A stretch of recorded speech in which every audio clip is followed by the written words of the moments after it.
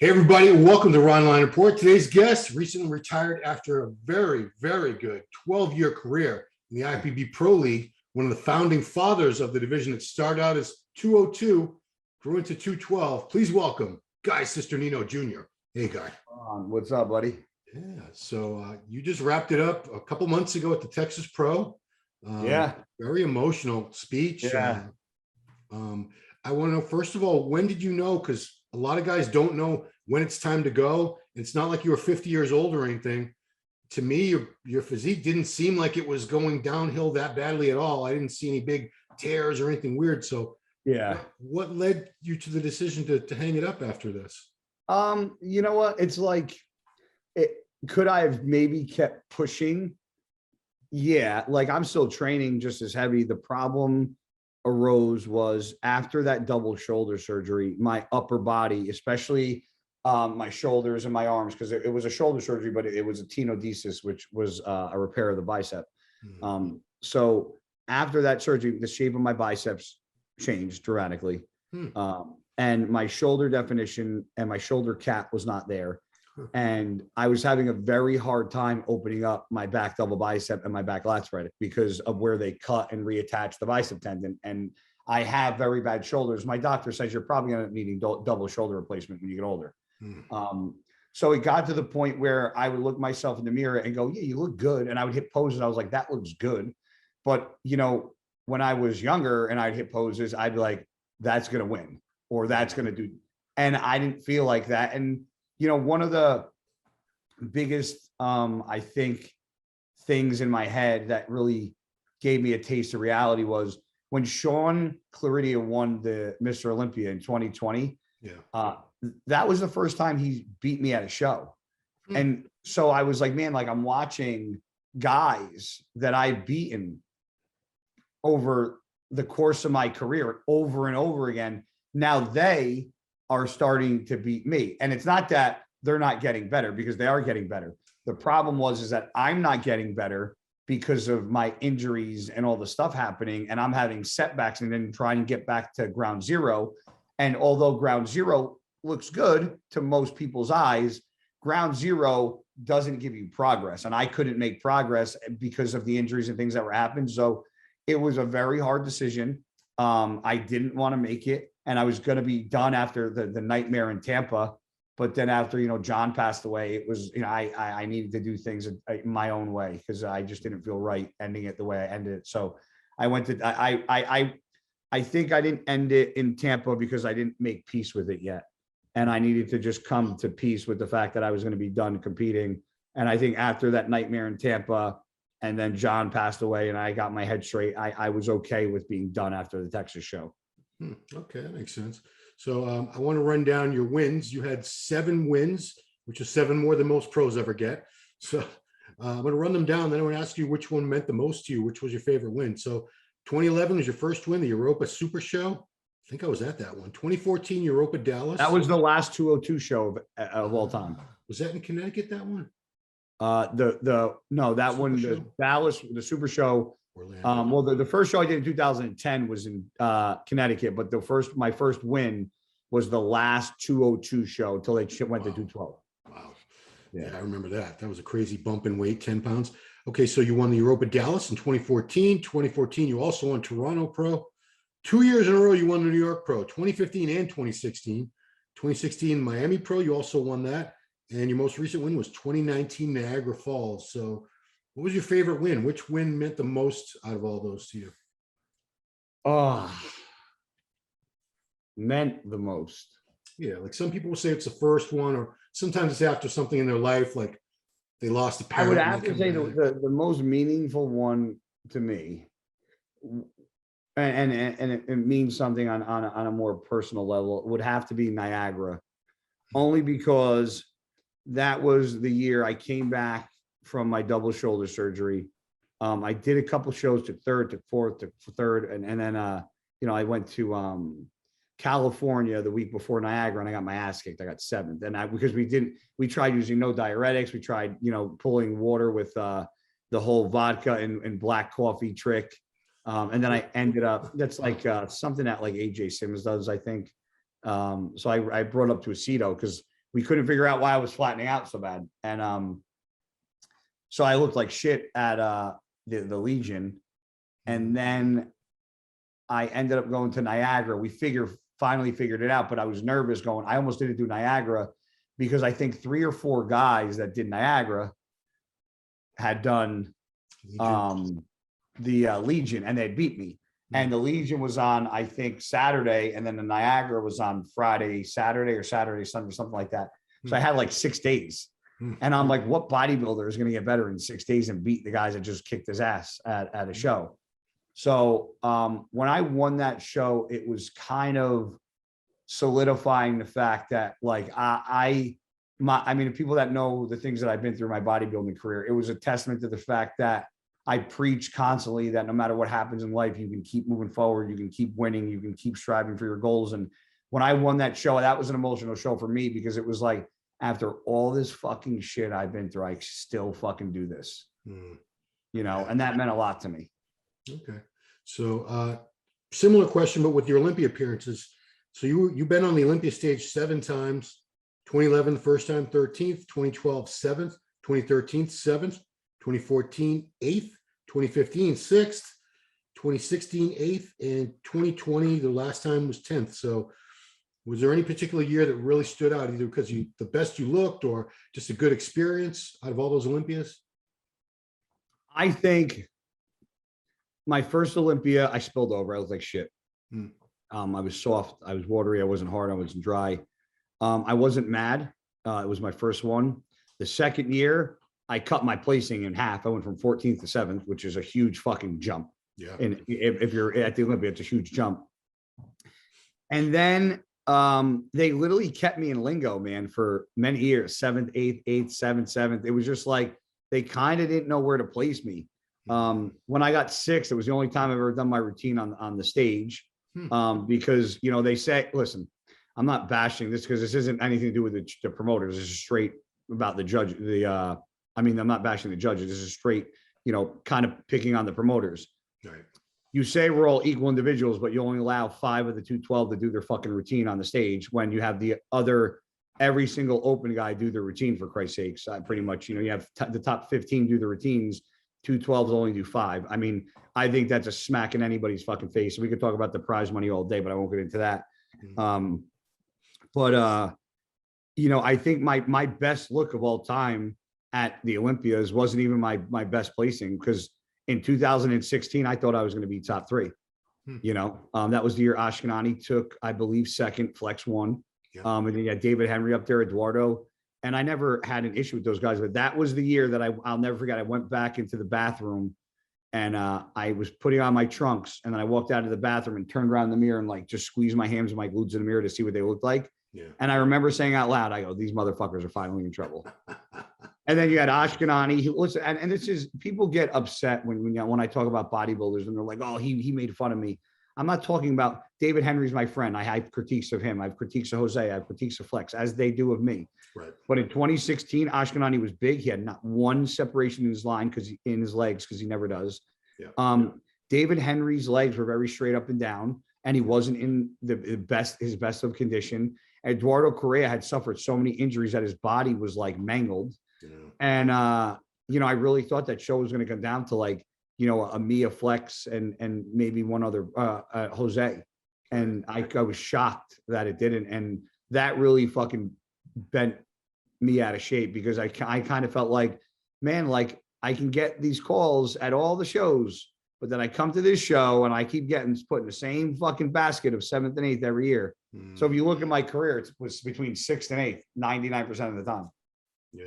You know, as a side note, you know, I'm a lot more bottom heavy than you, but you know what I'm getting at here. It seems like poor leg development is overlooked far more often or easily than poor arm development. You could have, as long as you have big arms, you can get away with having pretty shitty legs. It seems like to me. And I didn't have great arms ever, but I had phenomenal quads, hamstrings, calves, like a small waist. Yeah. But it was like and I think this is the problem. When you have small arms, the first pose they see is you're relaxed. Yeah. That's the first one. Right. And then Then you go through your quarter turns, which you could hide, you know, your arms. And then the first pose I see after that Front double is front bicep. double. So your first two poses that I'm getting judged at are my fucking worst poses ever. Yeah. It's not until I get to my side and I start to like, because Jose and Flex never had a big chest. Right. So my side chest and my hamstring, I thought I rocked both of them on. Yeah. And then you got to the back double. Flex had a crazy back double. So depending upon whose glutes were in between me and Jose and whoever else and Eduardo, depending upon their development of who was in, that shot was a wash. Back lat spread was a wash. Then abs and thigh. Then you got the guys with who's got bigger stomachs, who's got smaller abs, who's got this, who's got that. And then so it's all a toss up. But yeah, if you have shitty legs, you'll more likely beat somebody with better legs because you have a better upper body. True. Yeah, one thing Jose talked about, not to say that the 212 guys now are ungrateful, but I think a lot of them don't realize, you know, you guys really paved the way. You, Flex, Jose, Henry, English, you know, for years, it took you a long time to get even on the main stage at the Olympia. You guys were at the Expo on the stage for a long time. You didn't even have the Olympia title for years. It was the Showdown. Yeah. So, and you know, the prize money's still not great, but at least everything you guys do, you know, you're on the main stage for everything now. They have the Olympia title.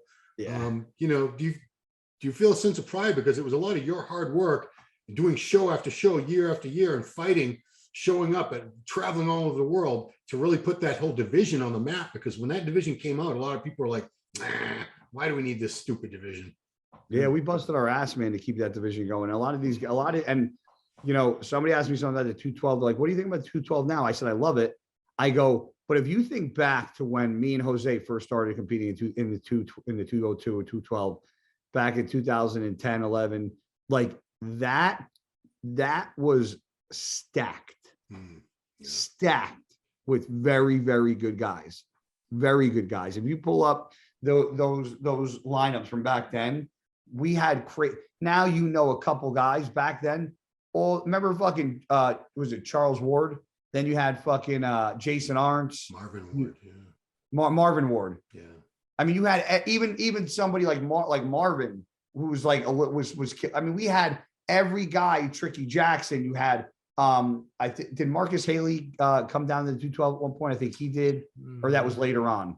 Marcus Haley? No, there's no way. He's like, yeah, the Comet. He did. Really? He did a 212 show a couple years ago. Yeah, I didn't know that. Huh. Yeah, I'm trying to think, but you had like Flex, you had Jose, you had me.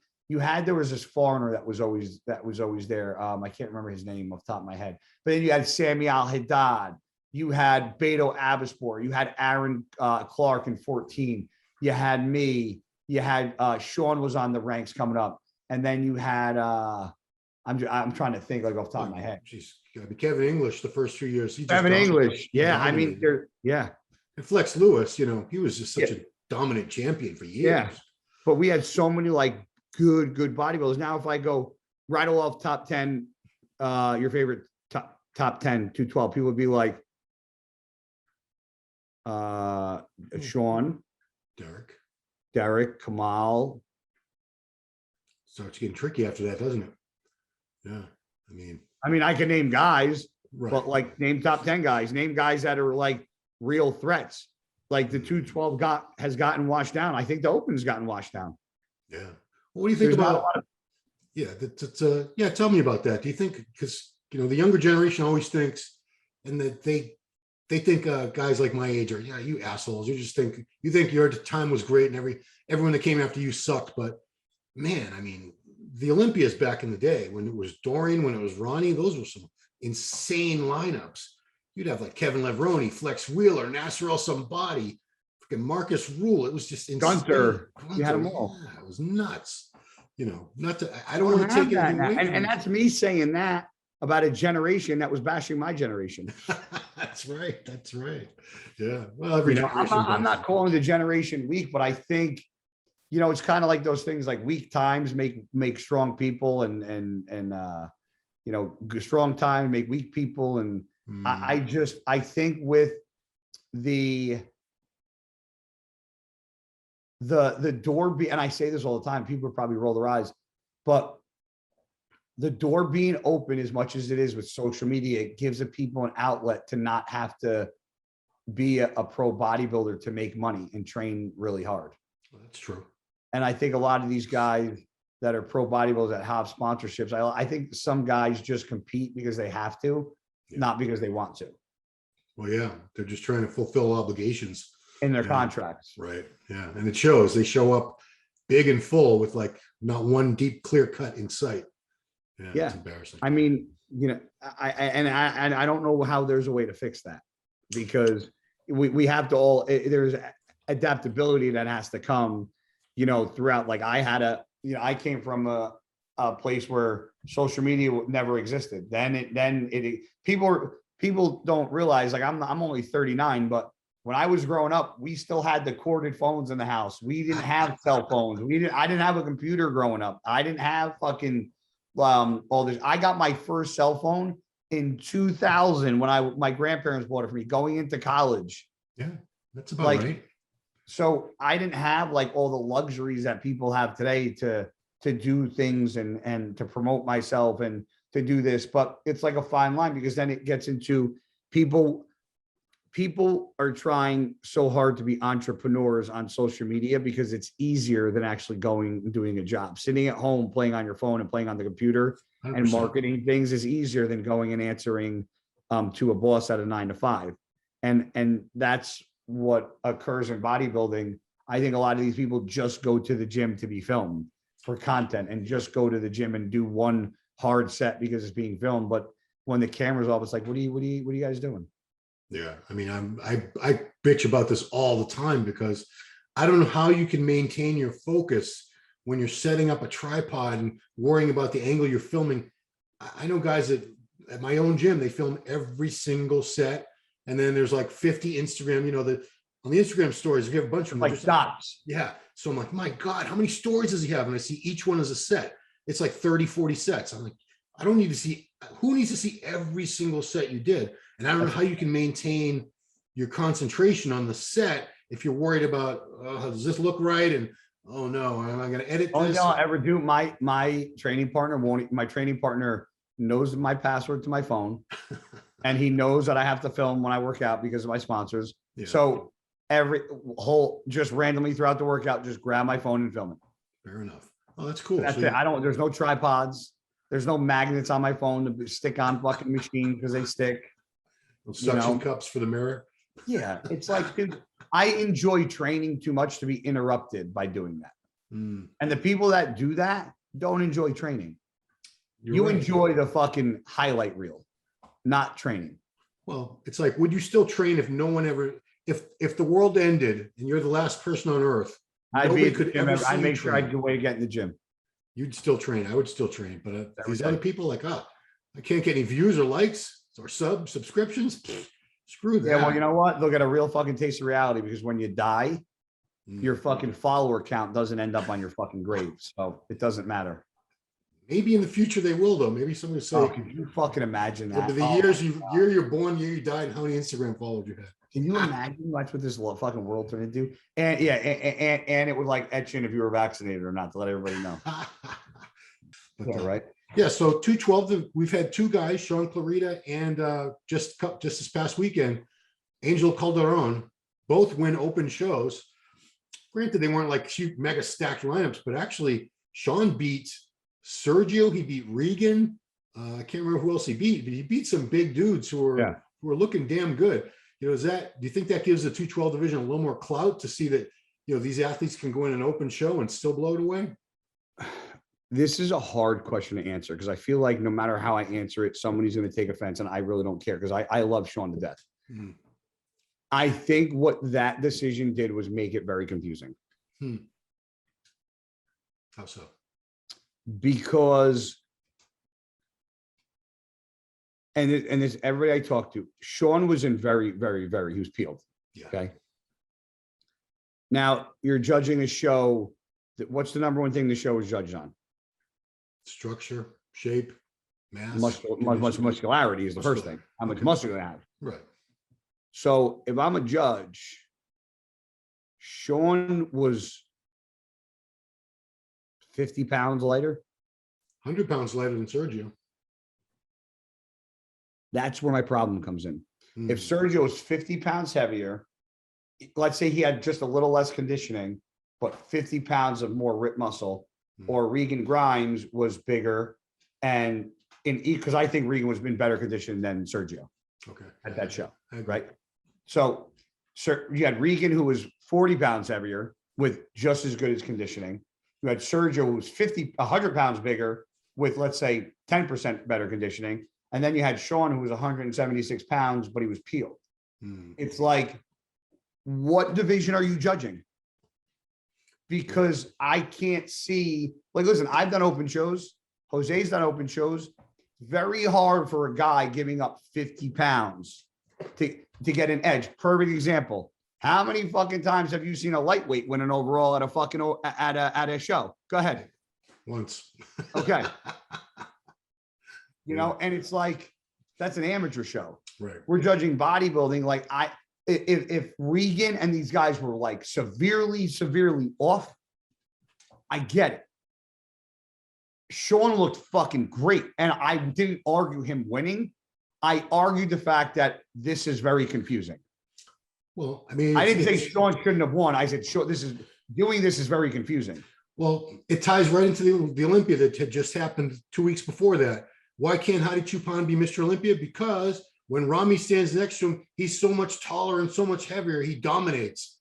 So right there, you're saying two very good. It's good for one class, not good for the other. Yeah, it is. It is. I don't understand that. It is kind of odd. So yeah, because then, people jumping on anytime there's something that happens at a show at the judging, people say, oh, here's the new trend. One show never makes a trend. You need a series. But then you play devil's advocate and say you're supposed to judge the person by their structure. So although Sean's here and these guys are here, does he have equal amount of muscle on him because of he's shorter? But the problem is that by himself, the answer is yes. Right. Next to those guys, the answer is no. They're twice as wide. Just because he looked much smaller than them. Right. Because not because he's small, because he's just short. Well, me and Sean are midgets, like we're short. Well, I mean, like, that's just how it happens. It's just how it is. Yeah, you have 100. He's 176 pounds of that show, I think. 178. Sergio was like 278 something. He was over 270, and his clavicles are out to here. Sean's amazing, but his clavicles are probably about that wide, I'm guessing. So that's where my issue is not with Sean. My issue isn't with it. It's my issue, and my issue isn't really so much the judges. It's you made a decision, kind of, now what?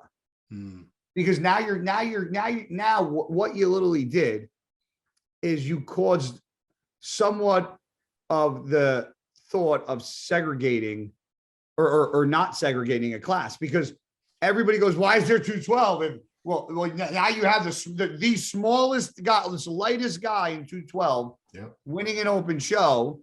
And now all of a sudden, now we have a 212 class. For what reason? Right. Yeah. I made a video. Me and Jose did a whole show. And then my question to him was, do we need a 212 division anymore? Of course, he said we do. Absolutely. Yeah. And he made a great case for it. But I could see why people could get confused. Like, because we don't need it anymore. Just throw them all up there like they used to. Well, you're saying you literally have one of one of these smallest guys in the 212 who had won an Olympia, just beat guys that were 280. Yeah. And now all of a sudden why do we have a 212 class? It's a good question. He feels that most 212 guys would get completely overlooked on an open. 100, but I agree. That's what I'm saying. Why do we have a 212 class if that happens?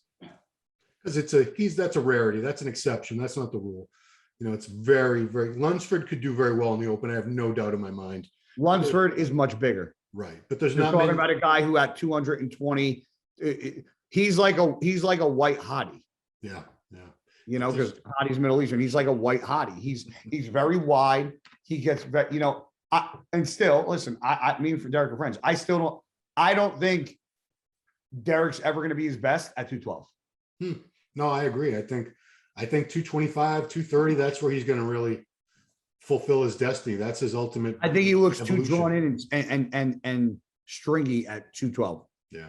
You see it all across here. I know. And that's not a knock on him. I'm saying I think you're bigger. Oh, he is bigger. You see him Yeah. a month out, 5, 6 weeks out from the show. It's a totally different body. Yeah. You know, and it's amazing. I don't know him and Hani at Rambod. I don't know how they got him down to 212, but I'd love to see him at like 225. Yeah. So let's go back to you. Let's wrap it up. I know you got the client. So I want to know, where do you go from here? Obviously, you're never going to stop training. Are you going to maintain this size, for as long as you can, or are you going to downsize? You have a plan? I mean, I'm not really big. I'm like 205, 208. Like I'm not slamming food. I'm taking anything. I'm just running TRT, which is like I'm doing a half CC, which is 100 twice a week. That's all I've been doing. And I just feel good, man. I'm able to travel more. I'm able to do more with less restrictions. So like if I have to go somewhere, if I have to travel, like I don't have to pack all these food. I don't have to pack my scale and my this and my that and make sure that all that, like, because it's more lenient now with what I have to do. But I feel like I'm still living the bodybuilding lifestyle mentally, because I'm still regimented with a lot of things, and I don't think that'll ever change. And my passion was never bodybuilding. I was a bodybuilder only because I loved working out. If bodybuilding wasn't there, I'd still be doing this. So people are like, why do you still, I posted a video yesterday, I was squatting like, 415 and 500. People are like, why are you still doing this? And I'm like, because I can. Like, just because I'm retired doesn't mean I can't. Like, oh, you're retired, you should not train heavy. Yeah, listen, is it better on your joints to ease up? Yes, but once in a while, I like to just make sure I still got it. Yeah. But as far as business, my business is going great. The podcasts that I'm doing are awesome. Me and Fuad and the Bro Chat is great. My podcast, my podcast room is set up. So I'm sure at some point, like I'll be doing my own podcast, but Blackstone and PJ are doing very well. Like they're taking very good care of me. Gasp and Better Bodies, like, me and MJ, the owner of Gasp, like we were doing a lot of cool things this year as far as traveling and like the Iron World Tour and going like overseas again in April. So there's a lot of good things happening. I have more time. I know Jay always said, Cutler, that I would enjoy my retirement more than I would competing. He's like, you're going to make more money and do more than you've ever done before. And so far he's right. I'm making more money now in the past couple of months than I've ever made, because I have time to do things, So I'm like, hey, this ain't a bad thing. No, it sounds like a great thing. I mean, just going back to the food thing, I mean, you must feel liberated, free, that you don't have to like, oh shit, I need to eat at 3 o'clock or else I'm going to die. It sucks. I mean, I'm still trapped in that. But so I kind of get that. I wasn't worried. You're one of those guys that sometimes I wonder what's going to happen to some of these guys when they retire, because they just don't seem to have anything else going on. Yeah, they don't have that, like that X factor that's going to keep them around. Right. But I was like, God, don't worry about Guy. Because, I saw comments from people like, these people, they don't know anything about Guy, because he's a hustler. He's always a hard worker. I'm not worried. He's going to be fine. Yeah, don't worry about Guy. I built my brand off my personality, not on being a good bodybuilder. Well, I mean, you were a pretty damn good bodybuilder, but personality goes a long way. I think social media, as much as maybe you haven't embraced it as much as a younger kid might have, it helped people really get familiar with your personality, not just seeing the physique. And I think, just like Jose, there's certain people that the personality is more as engaging, if not more so, than the physique. Oh, 100%. 100%. Yeah. I mean, people love you. Or hate me. Nah, who hates you? Does anybody hate you? Come on now. Don't be ridiculous. Oh, after that squat video came out, I was getting like death threats. Really? Oh, God. Dude. You were wild, dude. I showed that to my wife yesterday for the first time. I said, I'm interviewing Guy tomorrow. Look at this video. And she's like, she couldn't understand what was going on, but because the kids were like right up in your face while you're doing your hack squats and stuff. Well, see, that video is funny because I posted it and people were like, and I was like, I posted the video. They're like, I knew how it looked. Like the problem was that, like when I was having words with them, they were backing up. So by the time I bracked the hack squat and jumped off, they were already like 7 feet away from me. People were like, they weren't even close to you. Right. Like people are this world, the way people can see one side of something and make to them, it's not even, oh, that's my opinion. To them, it's a fact.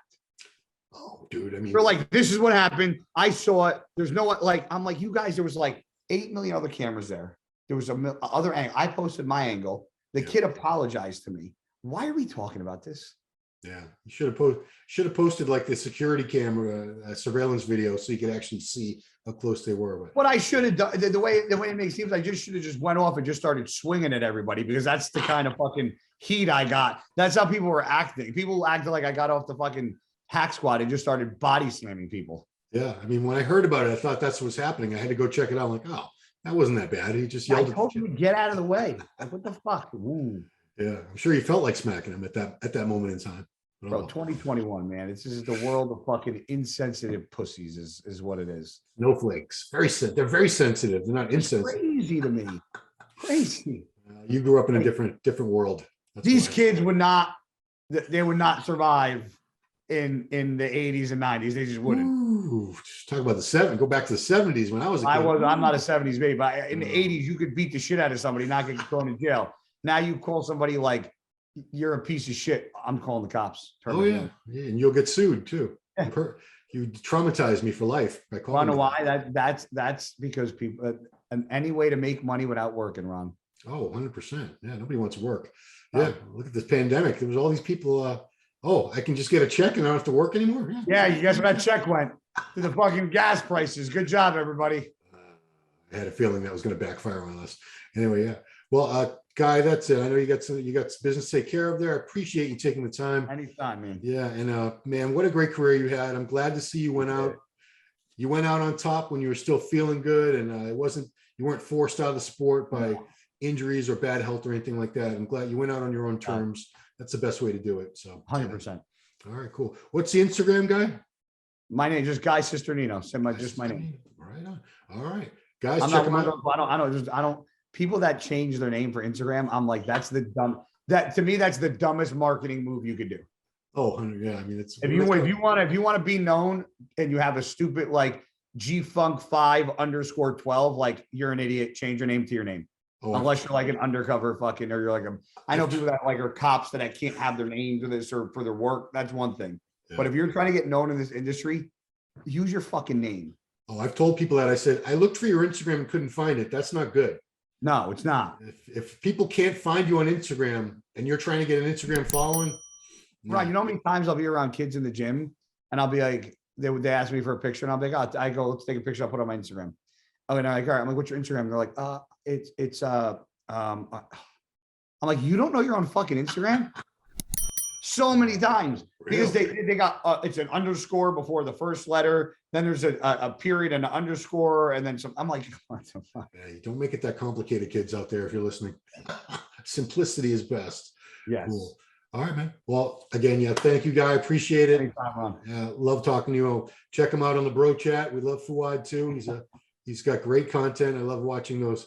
You guys talk about some outrageous shit on that show. Hilarious. I love it. Oof. Anyway, I wish I could get away with talking about some of that stuff.